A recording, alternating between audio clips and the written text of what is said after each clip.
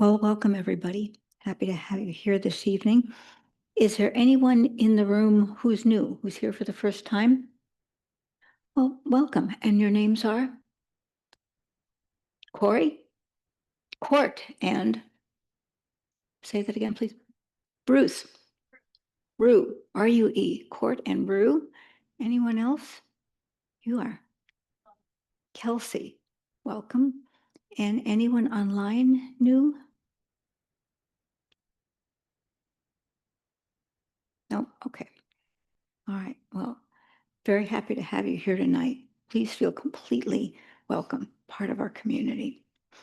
And before we do our 30-minute sit, I'd just like to do a little acknowledgement. So common ground is sited on the traditional, ancestral, and contemporary homeland of the Dakota people. This land holds great historical, spiritual, and personal significance to its original inhabitants and their descendants who live here today, and also to their future generations. We acknowledge the sovereignty of Native nations and our obligations to live up to treaty agreements. It is our intention to rectify the harms we have committed and the harms we continue to commit.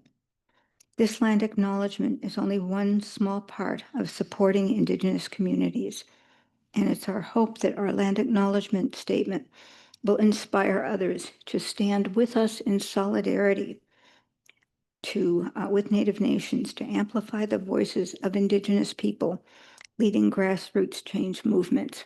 And, this is, as I mentioned, this really is very close to the most sacred sites in Dakota cosmology, the confluence of the Minnesota and the Mississippi River, the Bdote, which in Dakota cosmology is where the original people came out of the earth.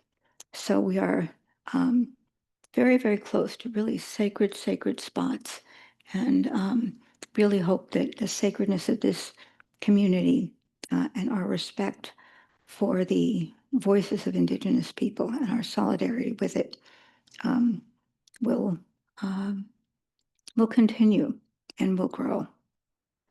So what we'll do tonight is we will sit for 30 minutes, and then I will give a talk, and I'll do a little guiding in the beginning.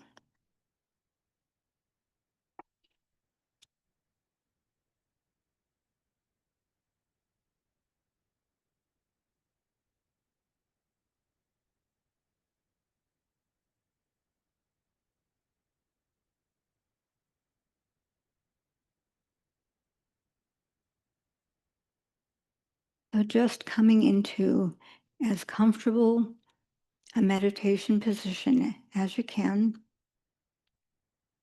and realize that it's okay to adjust and move as needed. Just try to do it mindfully. And let's begin by just acknowledging the support that we give to and get from each other when we come together like this.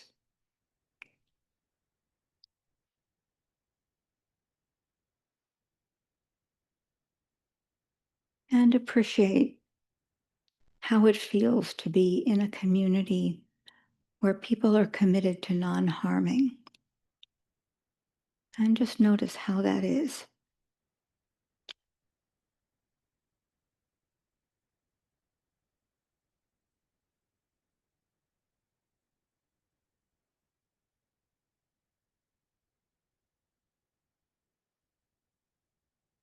And I would encourage you now to bring your awareness, your kindly, curious awareness, just into the body, just as it is right now.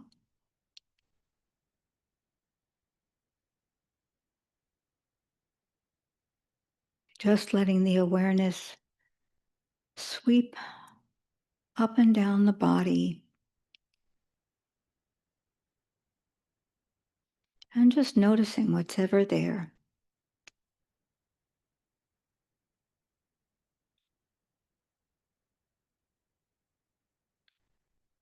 And we do this without judgment as much as possible. Just this kindly, curious awareness. How is the body?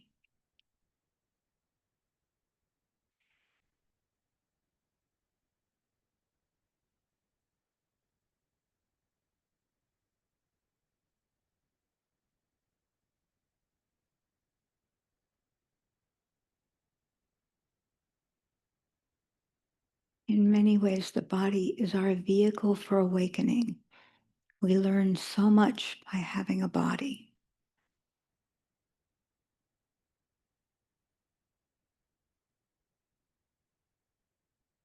And now let's see if we can do the same thing, bringing that kindly, curious awareness to the mind and see how the mind is, just as it is right now.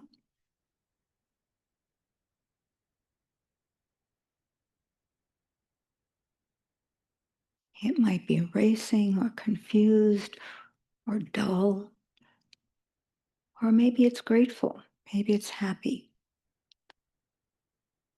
Again, as best we can, letting go of any judgment, just seeing how is the mind right now? What is the flavor of the mind? What is the attitude of the mind?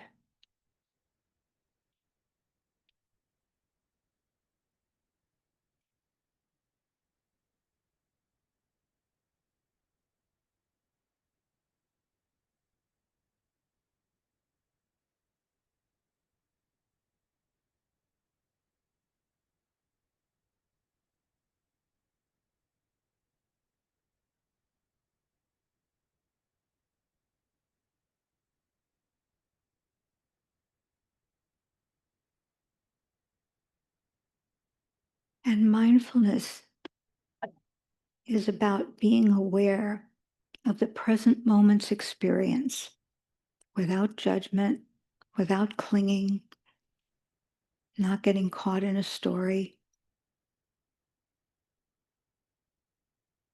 just really being present with what is present.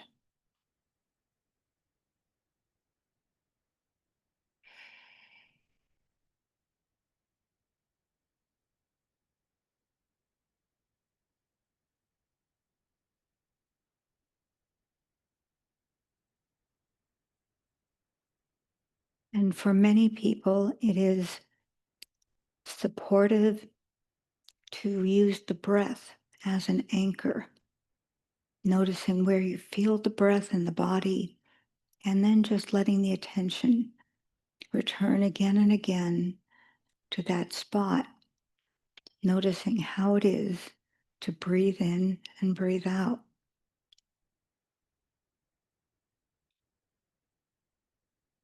Or some people use the awareness of hearing as that anchor.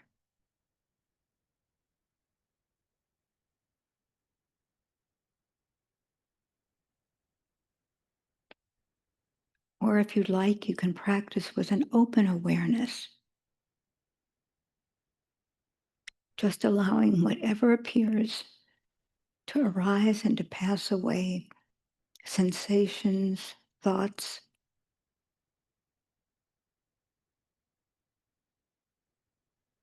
Using the anchor is more like having a flashlight shining on something.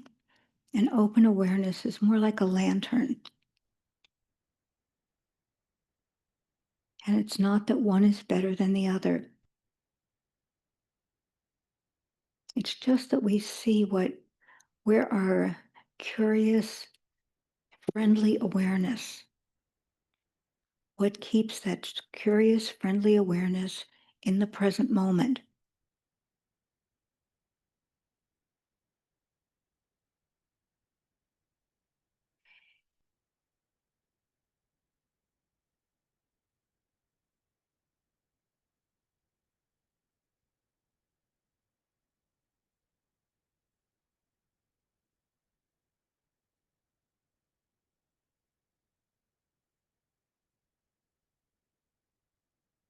And when we find we've drifted off, gotten caught in a story, or just sort of that That moment of awareness when we realize that we were caught, we were drifting, we weren't aware. That moment of awareness is something to really appreciate and to celebrate.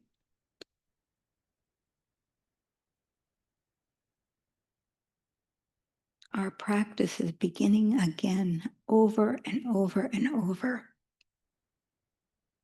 We just build the muscle of mindfulness by these repeated reps. I'm just bringing the mind back to the present moment's experience.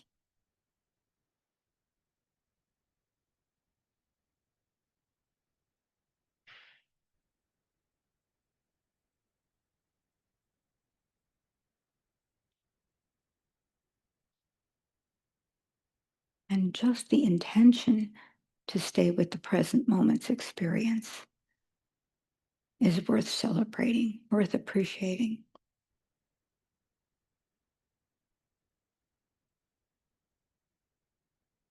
So we'll practice in silence now for a while.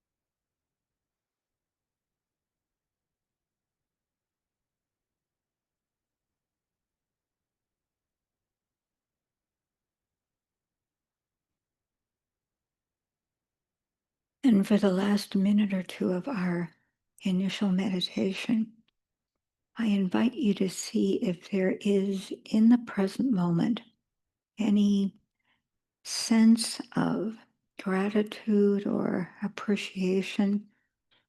This isn't something you have to fabricate, but I notice for myself, sometimes it's there just like a very faint fragrance or a very subtle flavor, but that the mind really does have some inkling of gratitude or appreciation. So I just invite you to look at the present moment and see if that's there.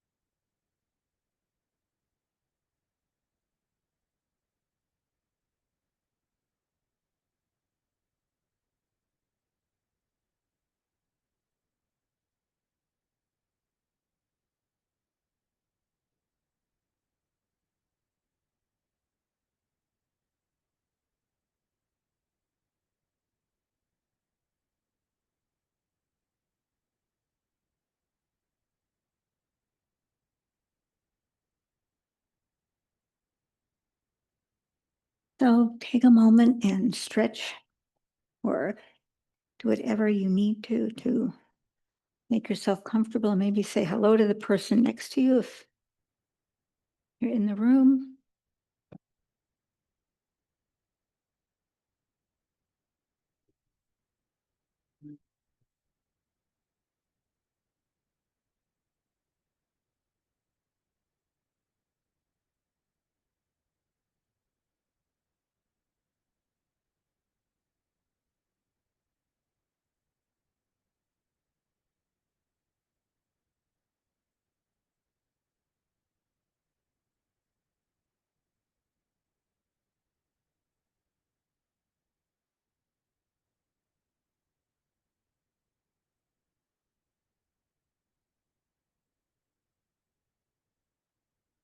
Oh, thank you everyone for being here tonight.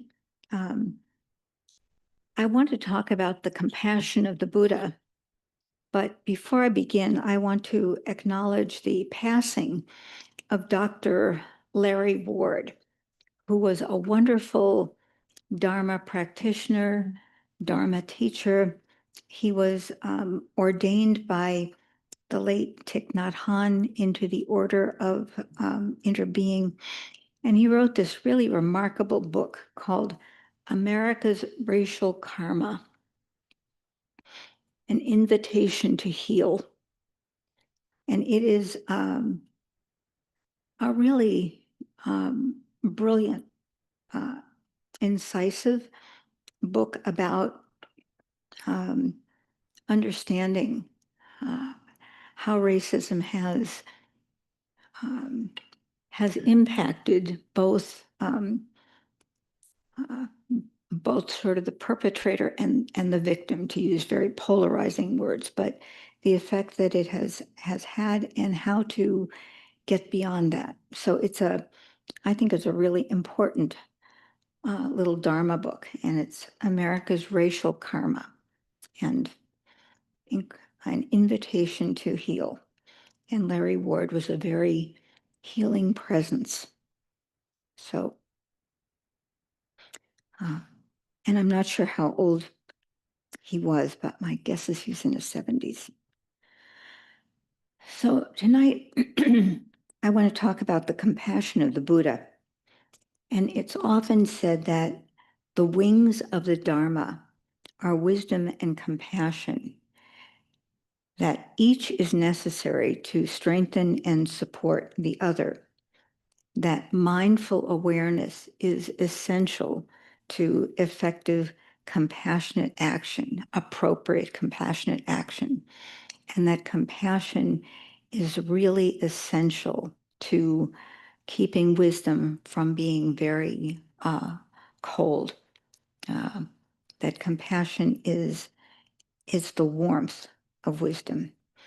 And the wonderful teacher Sharon Salzberg has said that awareness is the doorway to compassion. Uh, Awareness is the doorway to compassion. So in compassion, our mindfulness practice is really a foundation. In Pali, which is the language that the first Buddhist scriptures were written in, and it's a language that's very much like Sanskrit. The word for compassion in Pali is karuna, and etymologically, that suggests like a quivering of the heart in response to seeing suffering. And the Buddha's first compassionate act was actually deciding to teach, deciding to share what he understood. And as the story goes, that when the Buddha finally, after his years of practice and austerity, and then coming to a sort of middle way, and all of the things that he did in order to have this deep realization about suffering and the causes of suffering, that after he had that realization, he thought, well, this was not easy for me to come to understand this. And it would be really tedious to try to convey this to other people. I just thought this would be hard. And in the story, as it goes, that a celestial spirit appealed to the Buddha and said, oh, but there are many people who are sort of primed to hear this. They just have a little dust in their eyes. So it would be good for you to find those people and to share your understanding with them. So that's considered the first act of compassion. And actually, it's often said that, or often said, it's said that there are persons, and they call them Pacceka Buddhas, and they're individuals who come to a very deep realization on their own, but they have no interest in sharing it. They're just very solitary hermits, solitary practice, no interest in teaching or sharing. And so it was a great act of compassion for the Buddha to decide to teach.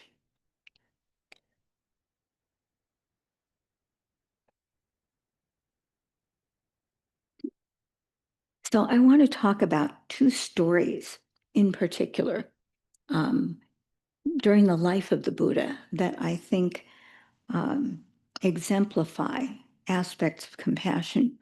And the first is the story of Kisa Gotami. And Kisa Gotami, and that means Kisa meant skinny Gotami. Kisa Gotami was a woman who came from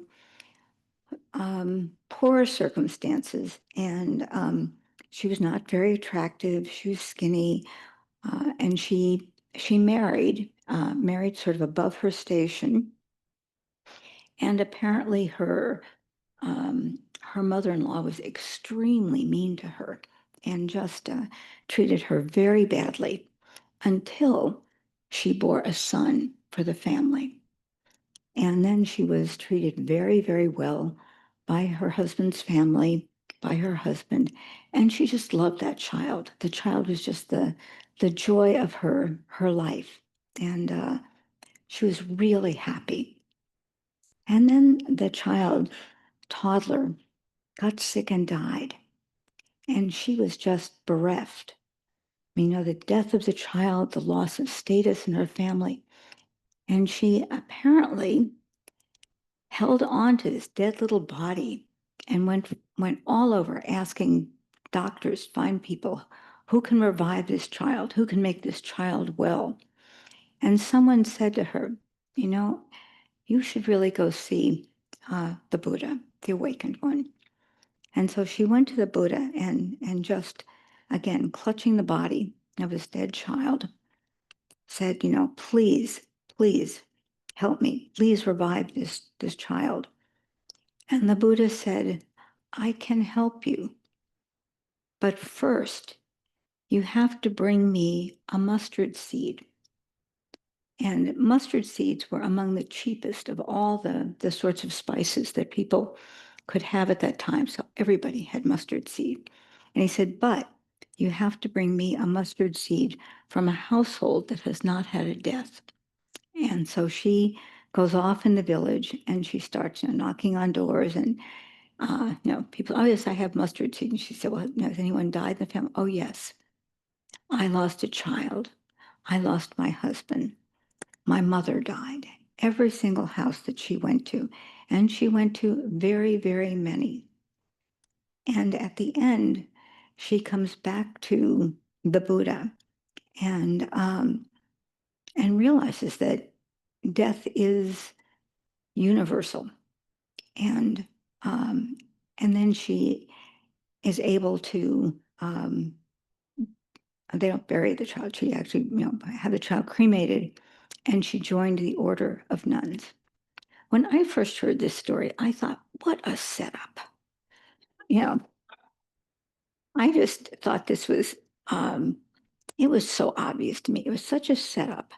And the more I thought about it, and this has taken several years, I really understand it differently. What I understand is that by going from house to house, she could see herself in a community of the bereft, that she in her grief was not alone. And more importantly, that her grief was really legible to other people, that her incredible sadness was completely understood by other people who had lost children, so that she wasn't so alone. It's not just that she realized that death is universal, but she realized that she wasn't alone, that this is grief is the common experience in our lives, and that's the way the Buddha helped her. He helped her to know that she was not alone, and that death comes to all of us.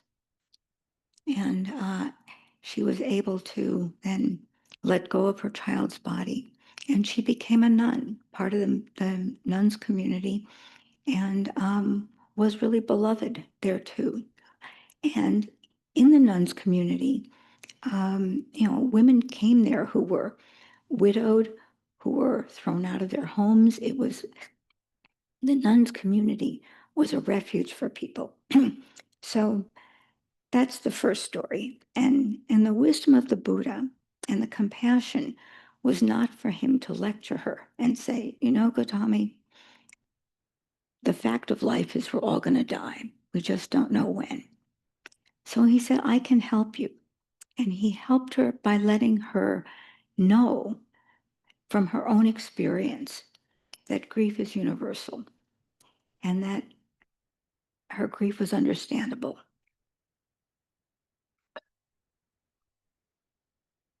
The second story is even more grisly in a way. It's the story of Patakara.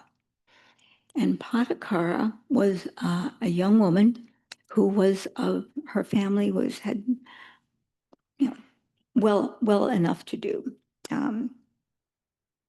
And instead of marrying the person that her family was sort of looking at for her to marry, she fell in love with one of the family's servants, and they eloped and ran off and were married, and were very happy. And in the custom in India at that time was when a woman was about to give birth, she usually went home to her mother's house and had the child at her mother's. And when she was pregnant the first time, she really, really wanted to go home and have the child with her at her mother's house. But her husband said, this is a really bad idea. And, he was just really afraid that they wouldn't accept him. And so she has her first child away from, and they lived some distance from her parents' home.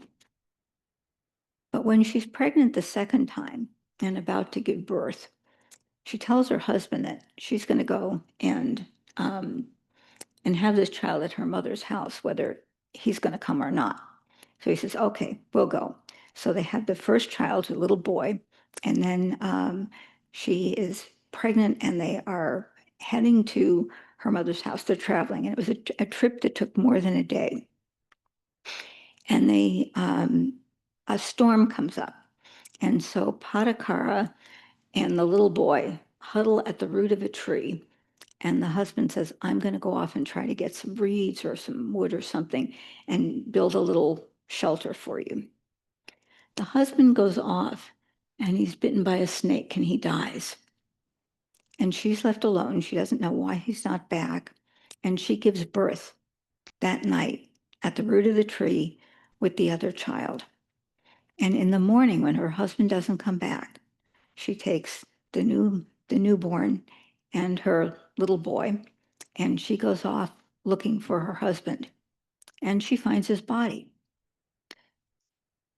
So she heads toward her parents' home, and the river that was usually pretty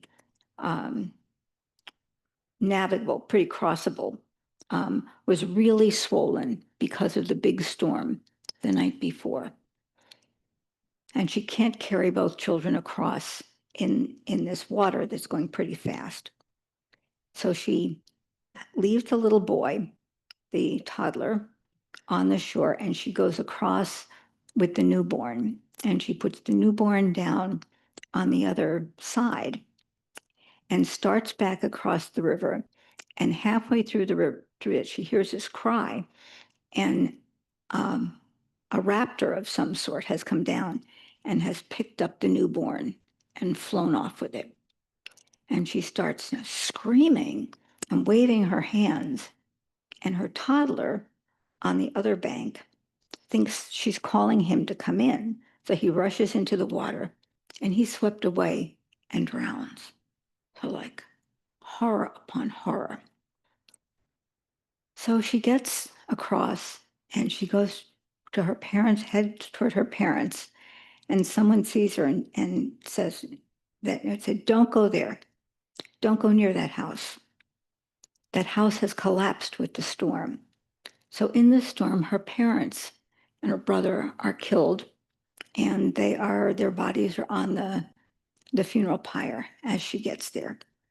And Patakara just goes wild with grief, goes mad with grief.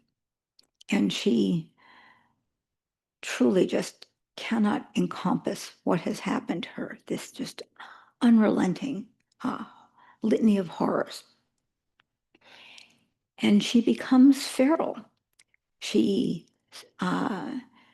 tears her clothes. She eats garbage. She lives around sort of the periphery of the village. And people think that she's a mad woman, and everyone, no one wants to go near her. And she's, naked and just raving. And the Buddha and his entourage come to the village, and some of the monks see Patakara off in the distance, mostly naked, just hair matted, just this this very feral person. And they say, let's go the other way. And the Buddha says, no. And the Buddha walks up to Patakara and very calmly and very kindly says to her something to the effect of, sister, please regain your senses. And he stands there for her. He doesn't run away. He doesn't yell at her.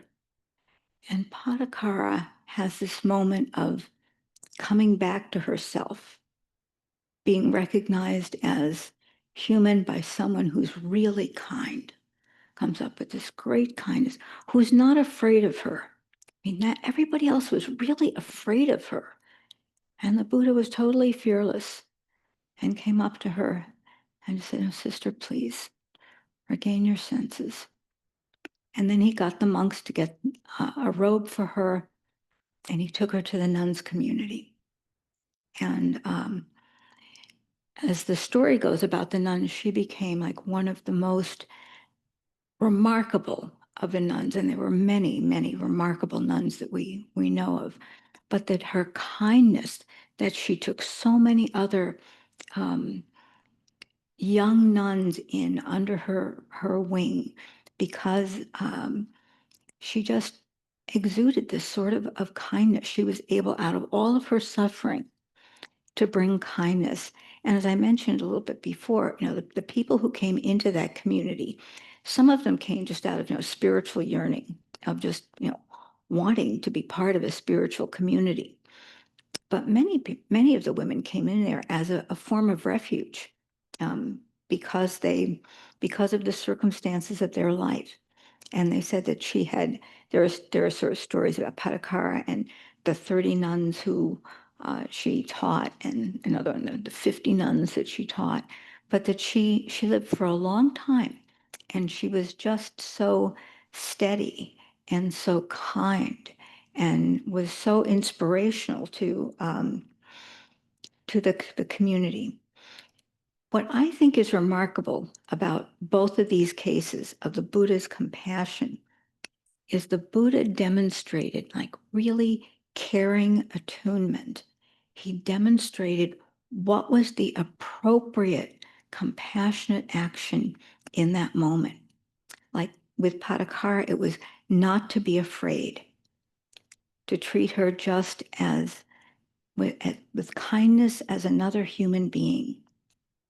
With Kisa Gotami, it was to let her find out for herself that she was not alone. So I think this is what is compassion is the heart's response to suffering. It's concern for another person's suffering and the desire to somehow ease that situation. And with compassion, we say it has both a far enemy and a near enemy. And the far enemy of compassion is its opposite. So the opposite of compassion is cruelty. The near enemy is pity. I'm sorry for you. The near enemy is something that sort of camouflages itself to look like compassion, but it's not. And what really characterizes the near enemy is that sense of separation, that sense of this happened to you, rather than, oh, this is the human condition. This is what suffering is, and that desire to alleviate it. Practicing compassion really enables us to resist the sort of emotional hijack of witnessing extreme suffering. Learning to be compassionate is a skill. It is something that we develop over time. We're primed to assuage suffering. I mean, we really sort of have a natural response because, as some of you have heard me say, I think what's most characteristic of us as a species, what is most remarkable, is our capacity for care. We can care about beings who don't even exist yet. So human beings have this remarkable capacity for care, and we're really primed to respond to suffering. But learning how to respond in a way that we don't get emotionally hijacked is a skill. And it's interesting that I think it was in the 90s, might have been a little later, Richard Davidson at the University of Wisconsin at Madison did these sort of tests on what they called the Olympian meditators, like the monks who'd spent like 30 years doing practice, Tibetan monks, and they came to Wisconsin, and he did, fMRIs and blood tests and stuff. And what he learned was that with these people who have practiced compassion so intensively, is when they are doing compassion practice, they have both an increase of oxytocin and an increase in dopamine. And oxytocin is the cuddle hormone. It's the hormone that all mammals have when they give birth. They have this very affectionate sort of hormone, and we have it at other times, like lots of times when human beings just see little kids or puppies, like you get just a little oxytocin. And dopamine is an energizing chemical. So, like physiologically, you're just primed. You're primed to want to turn toward the suffering. You're primed to act. But it's compassion is not about fixing. And I think that's where people sometimes get tripped up. It's about presence and support and skillful response. So when we cultivate compassion, it's a skill that avoids that sort of empathetic overreaction, which really is you just become overwhelmed and reactive. So we really need to practice with what sometimes psychologists call a window of tolerance. Like we really sort of pace ourselves, and we try not to be in situations where we're really going to be flooded and overwhelmed. Thich Nhat Hanh said, compassion is a verb, that we act in skillful response to something.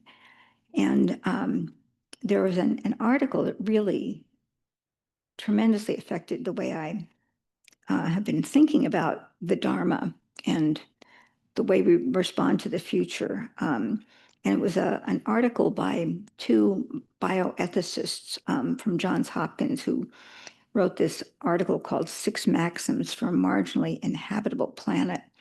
And they said that, as we face the polycrisis, we really need to be thinking in the way that bioethicists think, that often there is no really desirable outcome, that all the outcomes are going to be less than optimal. And in some circumstances, the options are all pretty dire. There are no good options. And they talked about how when they were particularly in the NICU with neonates, and these children were going to die, and how there was no good outcome.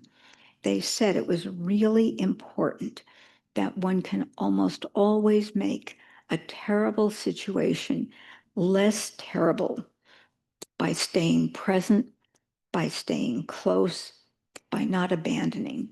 And they said one of the big lessons of what they learned was that you don't abandon your patient, you don't abandon their parents. You stay there, you stay close, you get close to the suffering, and you stay present.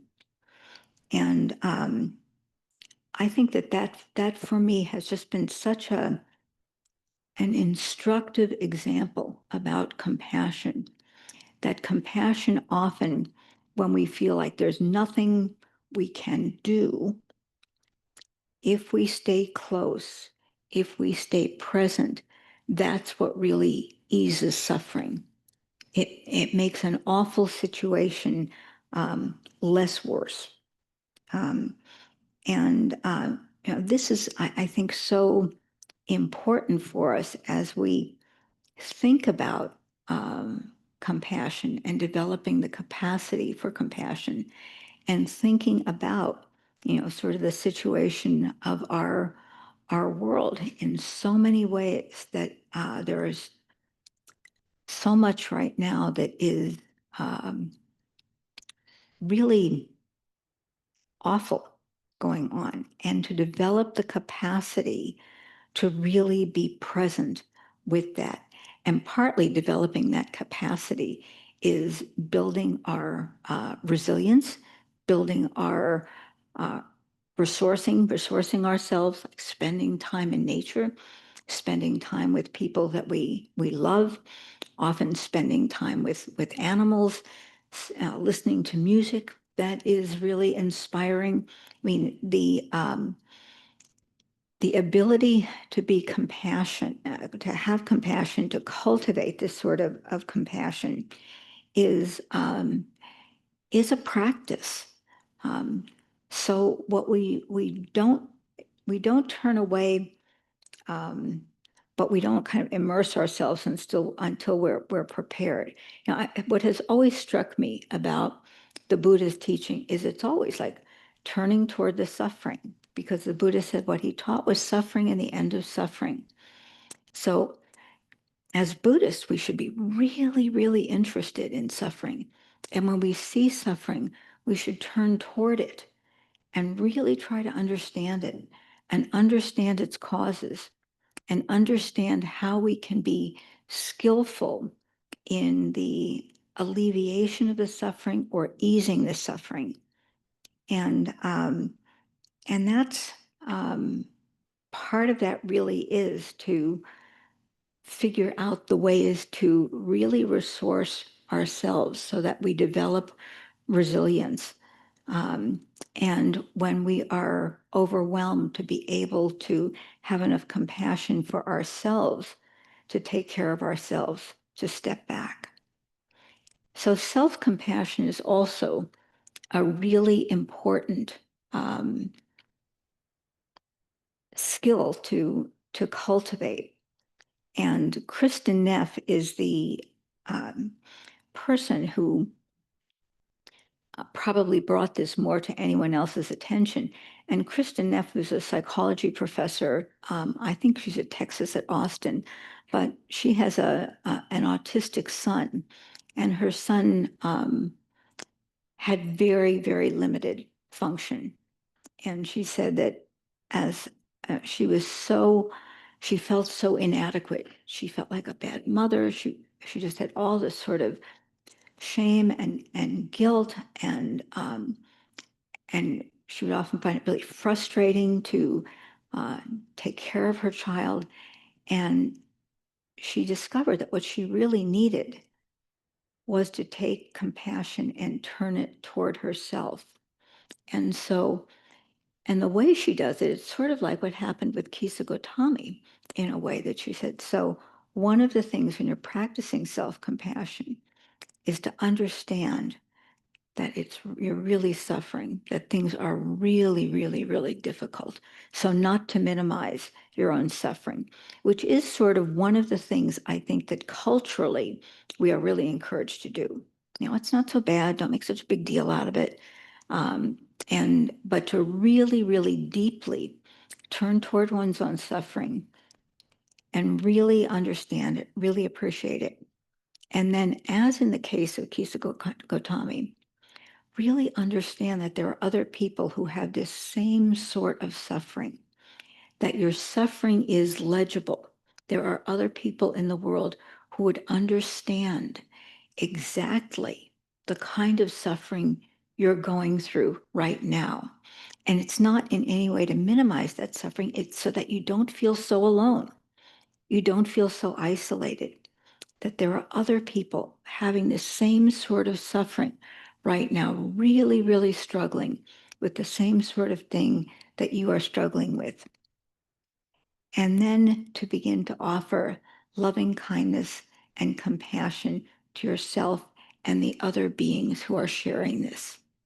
So it's a practice that really helps us appreciate our own suffering, and then not to feel so alone in our suffering. Even if there's no one that we, sort of in our immediate presence that we can identify with, we imaginatively recognize, oh yeah, other people have this. Other people are suffering just the way I am. I'm not alone. And I believe this fall that Jean Haley and Jane Rowenhorst are going to teach a self-compassion course here again. Do you know if it's going to be hybrid or in person? It's in person. So it's really worth investigating if this is something that you might find useful. So I'd like to do a little compassion practice together, and then we'll probably have some time for questions.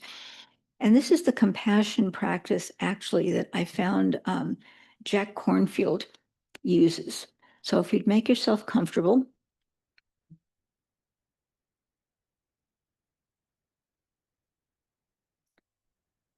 And actually, we can begin by doing it for ourselves.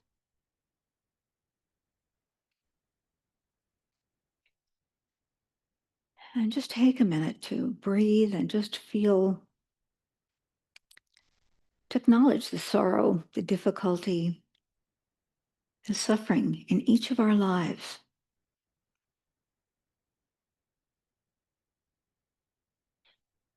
And connecting with that suffering. May I be held in great compassion.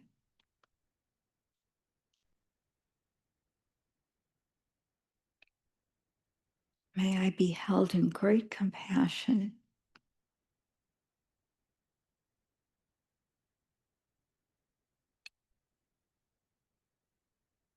May my pain and sorrow be eased.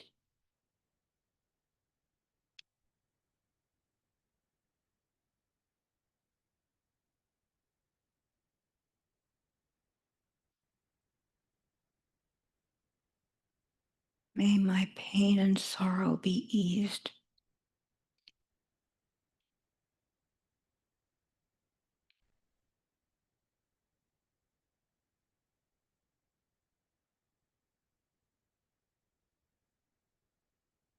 May I live with a wise and peaceful heart.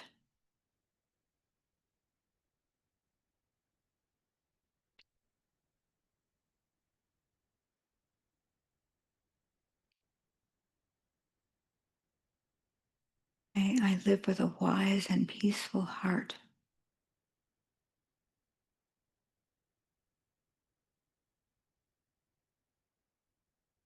May I be held in great compassion.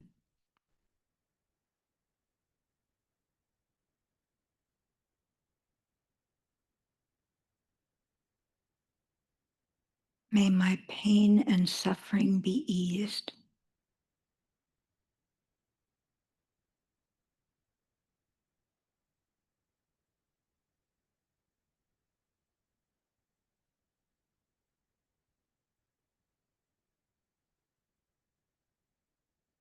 May I live with a wise and peaceful heart.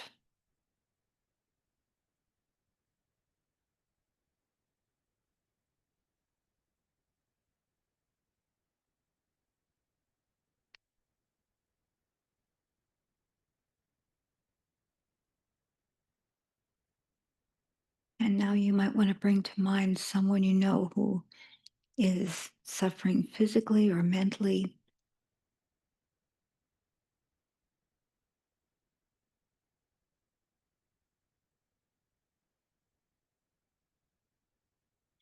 May you be held in great compassion.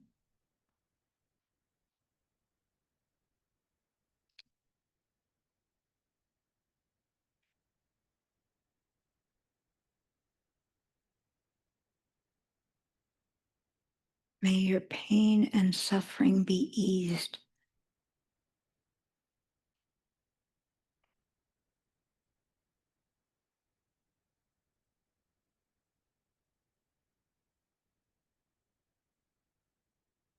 May you live with a wise and peaceful heart.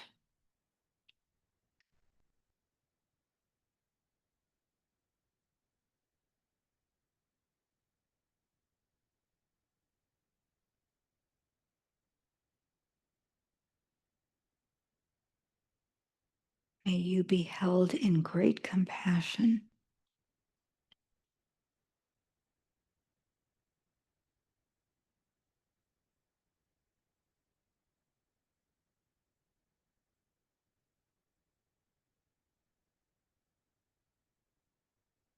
May your pain and suffering be eased.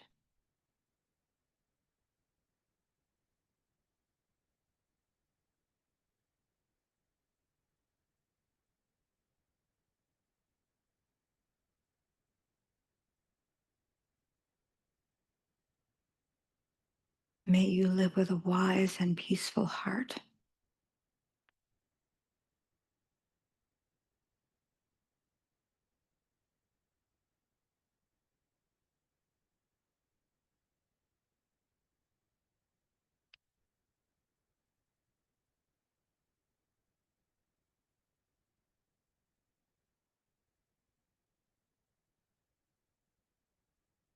And these phrases to me really seem to embody what our aspiration is around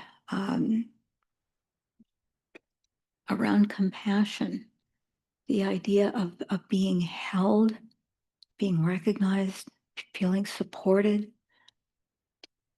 and having sorrow and pain ease. It might not disappear. We'd like it to be easier for the person. May it be eased. And then may they or we live with a wise and peaceful heart. And sometimes people are really suffering and they're just so agitated. Um, what our deepest wish is for them to find some peace, some ease. And this seems to me to, in many ways, just really capture that deep aspiration that we have around compassion. And we can even know, and it's, excuse me, not just individual. We can think about categories of persons who are suffering and realize this is where the heart turns. May those categories of persons experience compassion, and may their suffering be eased. May they find some peace, some relief. And doing a practice like this, when we turn the heart in this way, and we really recognize that this is really our true orientation.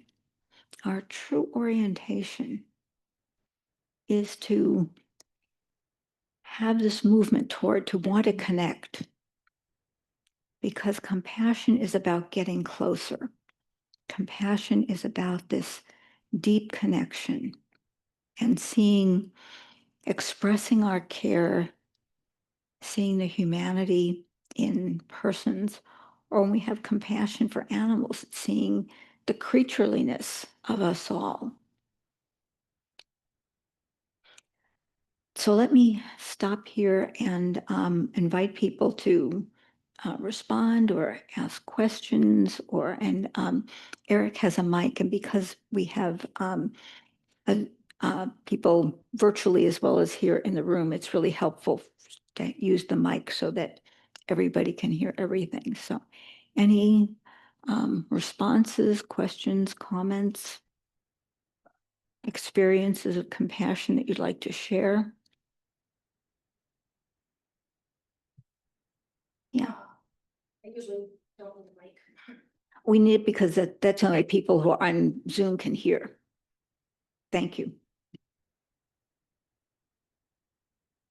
So I was just interested in your talk about being present with people for compassion. When I started off my social work career, I did mental health case management. So I did a lot of like super tangible, like find people housing, get benefits, like very tangible things that could like change their life, And then for the last 12 years, I've done hospice social work, and that was such a change of practice for me, because so much of what hospice social workers do is just sit in the room and be present when people are dying. And for the first like 2-3 years, I was like, this is so, like, I'm not doing anything. like this is worthless, right? And then you'd hear from families like later on, like having someone just sit there with them and not necessarily say anything and how helpful that was. And it just really, it's still like something I have to really work at 12 years into this new area of social work. I've a lot less doing and a lot more just being present. And I don't know, I just felt like the stories really highlighted that a lot of what people do in the medical community when they're at people's bedside, but they can't fix them. Thank you. Thank you. Yeah, in the from 1995 to 2000, I worked with, I was a care partner at a facility for people, a foster care home, which is essentially a hospice for people with HIV and AIDS. And I had that experience of just sitting with people who were dying and being really, really present. I mean, that also was, that's actually what got me into meditation, was actually being with people who are dying and realizing how incredibly present I was. And I'd only had those sorts of experiences, back out in the Beartooth Mountains and stuff, where, you sort of amidst the sublime. And it got me really interested in meditation, that people, it was possible to be present in a way that didn't depend on having a lot of gorgeous scenery. Other thoughts or comments? Anyone online who can raise a virtual hand? Okay.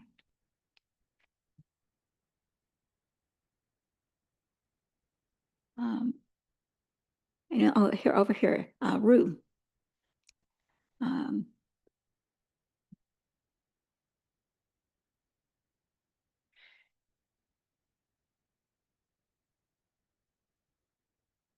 One of the things that you spoke about, because for me, when I show a little compassion, bit closer Oh. to think.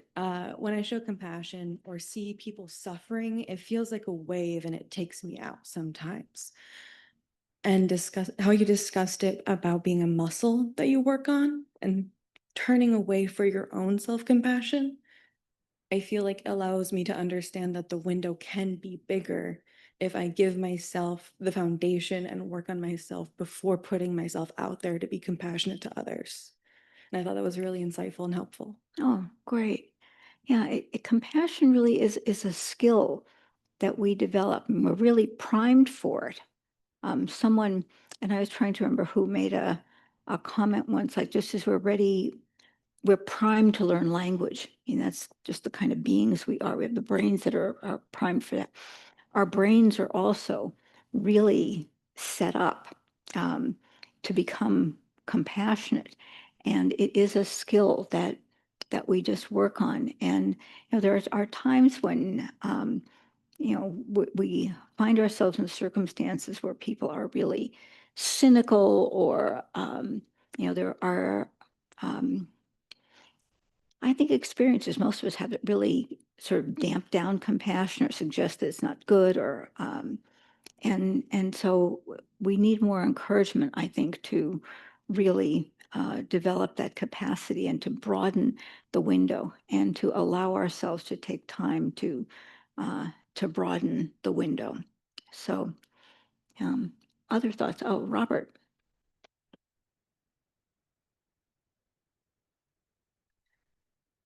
I'm going to sound like a saint, but my name is Robert, and I grew up in a good family. I say that meaning that I had food, shelter, clothing, church, school, but I didn't have much love. And I was being raised by a grandmother. And to shorten this, by the time I reached 20 years of age, I started looking for a psychiatrist. And the piece, why I'm saying this is, I think the very important piece for me is the self-care. And since then, since 20 till now, I've been in some kind of therapy. But along the journey, I've done a lot of caring for others. My brother, my uncle actually, and other people. I've been an AIDS buddy as well. And it has, I agree with you. It's not pity. I can be with them and be real with them. And it has been a wonderful experience for me to do that. The problem I have is my ongoing issues around my own self-care and being compassionate with myself. Thanks, Robert. Yeah, self-compassion is something that is really, really important, not to minimize our own suffering. And I think a lot of us are trained in some ways to minimize hurt, to minimize suffering. It's part of the that we don't have a lot of rituals around grief in this culture, and I think often about the the sort of pioneer family that the family member dies on the Oregon Trail, and you just dig a grave by the side of the trail and keep moving, and that sense of just going forward and not taking too much time to grieve, and having a lot of composure around it, and in some ways that may be more natural for some people, but it's also I think sometimes just is really very, very restrictive. Like, and my experience with grief is that it has its own time, its own timetable. I remember like a couple of years after my mother died, who died, she was almost 80. I would just suddenly something, and I would just feel this wave of grief, and it just seemed to come out of nowhere, and it would be there for a while, and then it would pass away. And I think this is more common with other people too, that that you don't get over something. You metabolize it, and it's part of you, and you live with it and care for it. And sometimes, those feelings of loss and bereavement just well up. And I think that grief is, I think it was Harriet Lerner who said that years ago, that she thought one of the biggest sort of barriers to mental health in the United States was unexpressed grief. And being able to really express grief, and express grief in company that can hold it, that doesn't try to fix, that doesn't try to say, this seems bad now, but it'll get better. People who can just be, as you were saying, just be with, just be present, and that, not that sort of impulse to fix, to make someone feel better, but just to be there and help that person hold the grief with deep respect, hold that grief with that deep dignity of this is our condition as human beings. And it's a beautiful thing to do, and it's a skill, and so it's something that we cultivate. Anything else before we close for tonight?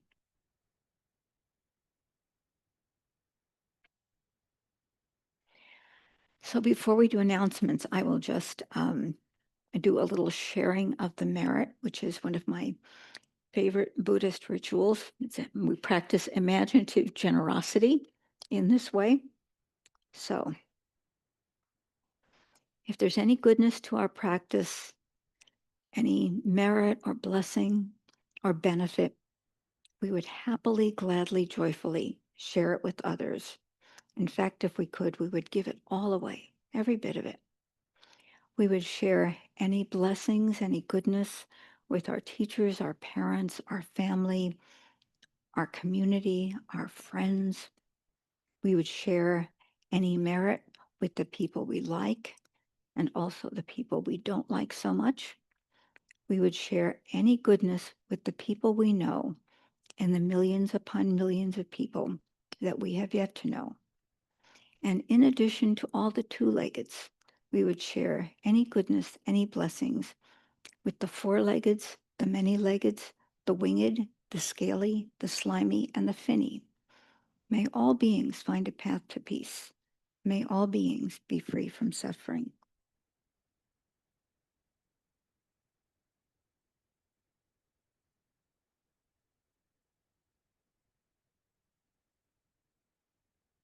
So thank you all for your kind attention. And I think Eric has a few Yes. announcements. Thank you, Patrice, for the teaching. Here at Common Ground, we work exclusively in the spirit of Dharma, which is that everything here is freely given, freely received. We don't charge for programs. We don't have great expectations of remuneration. When we have a guest teacher, however, anything that is given in that evening in the Dharma bowls just outside on the other side of this wall, 2/3 of that goes to the teacher, and the other third goes to the center. Other ways to do Dharma here at the center is either volunteering, like you see Nico doing the tech, or myself being host, or there's a work retreat going on out at the retreat center this week. There are all sorts of ways to give back to the community that don't involve. So please, if you feel the urge, please do. Announcements: half-day retreat with Mark Nunberg, Saturday, September 6th, from 1 to 5. Introduction to Mindfulness Meditation Workshop with Stacy McClendon, Saturday, September 20th, from 9:30 to 4. Open meditation schedule, silent sitting time in community, arrive and depart on the half hour at the sound of the bell, Monday through Friday, 7 to 9 a.m., Saturdays, 7:30 to 8:30 a.m., Sundays, 8:30 to 9:30 a.m., and Tuesdays, 7 to 8:30 p.m. Out at the retreat center, peer-led practice period with Risa Cohen and Pietro Ferraro, Thursday the 11th at 4:30 to Sunday, September 14th at 2 p.m. Register for retreats, courses, and workshops at commongroundmeditation.org/calendar. Also, we are looking for volunteer cooks to prepare meals ahead of time for the Labor Day retreat that starts on the 23rd of this month. That's just in 3 days. Please email or talk to Gabe, Gabe at commongroundmeditation.org if you are interested. The nice thing about that is you don't have to be terribly creative. They give you recipes and you just provide it, put it in containers, and they take it out to the retreats. If I could get a little help with the chairs, putting these chairs up against the wall. Oh, and Robert has some. I don't know, but the movie Hamilton will be at the Riverview September 4th, 5th, and 6th.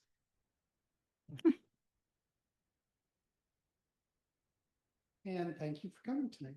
Have a good night, everybody. Thank you.